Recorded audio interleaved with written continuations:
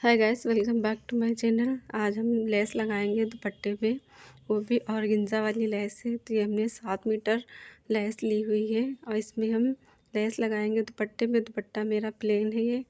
तो किस तरीके से लगाते हैं, आइए चलिए शुरू करते हैं। तो ये हमने इसको इस तरीके से खोल के हमने बिछा लिया है। तो इसमें हम सिंपल सा आपको दिखा रहे हैं किस तरीके से हम इसमें लेस लगाएंगे। लेस बहुत ही खूबसूरत है, अभी कट वर्क वाली डिज़ाइन इसमें बनी है। तो हम पहले किनारे से यहाँ से पूरे दुपट्टे में हम लगा लेंगे। उसके बाद में मेरे पास कुछ सितारे रखे हुए थे, तो उसको भी हम इस तरीके से लगा के दिखा रहे हैं आपको। ऐसे ही हम लगाएंगे।